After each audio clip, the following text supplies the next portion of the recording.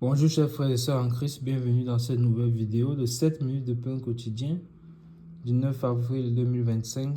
Que la grâce, la paix et la miséricorde de notre Seigneur Jésus-Christ vous soient abondamment multipliées.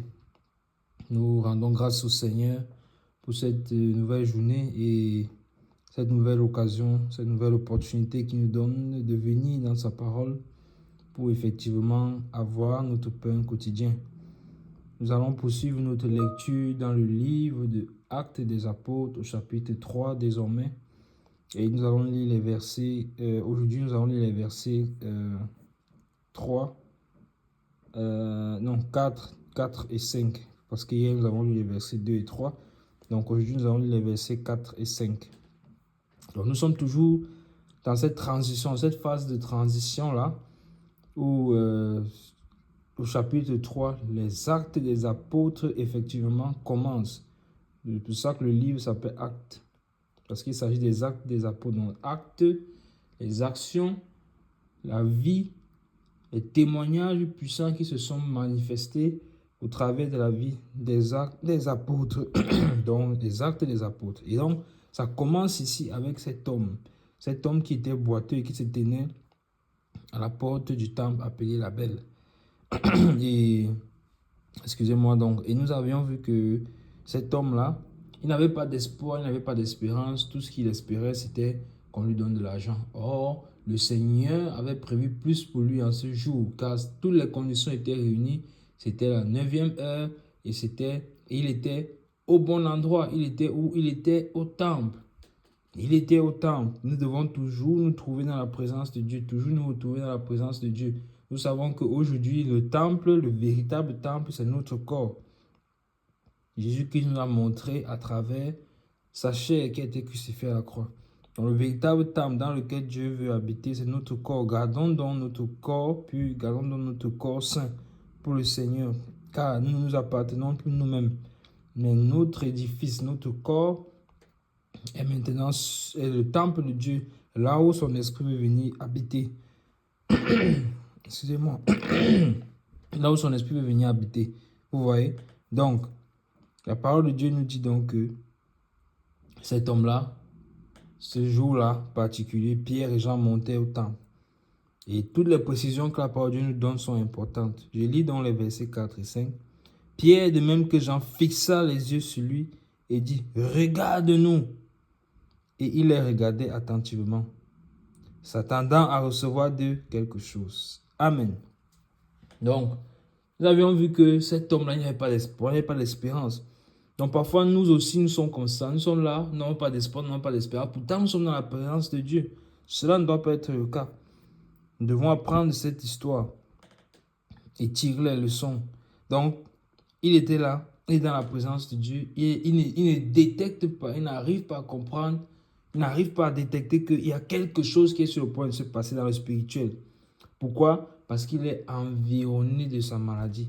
Parce que ses pensées ont déjà été abattues par sa maladie, par sa situation. La situation qu'il vit, il a déjà tellement été tourmenté, il a déjà tellement vécu là-dedans pendant longtemps, qu'il se dit qu'il n'y a plus d'espoir, qu'il se dit qu'il n'y a plus d'espérance. Et c'est donc l'occasion pour moi de te dire que, quelle que soit la situation dans laquelle tu es, ou qui peut avoir duré tellement longtemps, sache que le Seigneur est vivant. Amen. Et il est souverain. Attendons-nous toujours à lui. Attendons-nous toujours à lui. Il les regardait.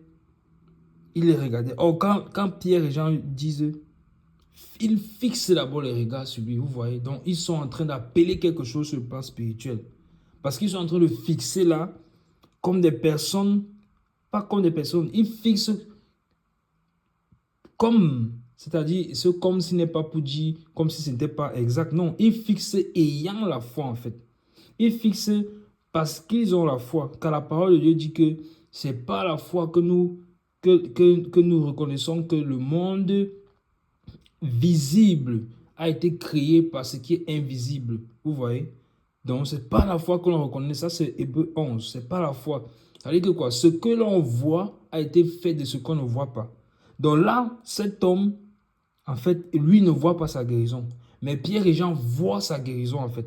C'est-à-dire que ils sont en train de voir sa guérison physique parce qu'ils ont d'abord vu ça sur le plan de l'invisible, c'est-à-dire que sur le plan du spirituel. Vous voyez, donc quand ils fixent les regards sur lui, c'est ce qui est en train de se passer.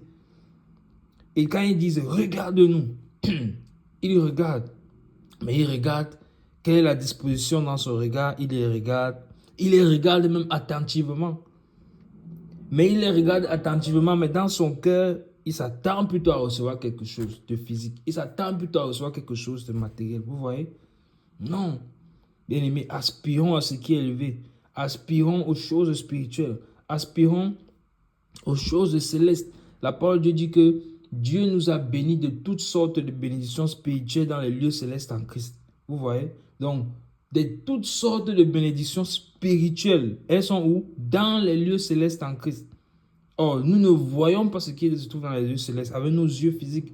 Donc, il nous faut voir cela et savoir que l'invisible se manifeste pas dans le visible, dans le physique, si on a la foi nécessaire. Et nous allons donc voir demain que cette foi nécessaire-là, c'est Pierre et Jean, les apôtres qui l'ont eu, mais pas l'homme en question. Et donc, il y a plusieurs types de miracles qui peuvent se produire, soit par la foi de celui qui reçoit le miracle, soit par la foi de celui qui agit. Mais cela ne doit pas nous laisser dans cette condition. Nous devons toujours avoir la foi. Même si nous aspirons à un miracle, même si nous aspirons à une guérison, même si nous aspirons à quelque chose de la part du Seigneur, ayons toujours la foi. Donc, il les regardait plutôt attentivement, mais lui, il s'attendait à recevoir de quelque chose. Ouais. Et ce quelque chose, c'était de l'argent. De l'aumône. Vous voyez? De l'aumône. Mais bien aimé, attendons-nous à plus. Ne soyons pas découragés par les situations par lesquelles nous passons, par les maladies que nous pouvons avoir, les infirmités que nous pouvons avoir. Regardons le Seigneur, attendons-nous à lui. Appelons sur le plan physique les choses qui se trouvent sur le plan spirituel par notre foi. Et le Seigneur est fidèle pour agir, car celui qui demande avec foi doit croire qu'il a reçu. Vous voyez, ça c'est toujours un verset de la parole. Quand nous nous approchons du Seigneur, nous devons nous approcher avec foi. Et celui qui demande doit croire qu'il a reçu ce qu'il a demandé.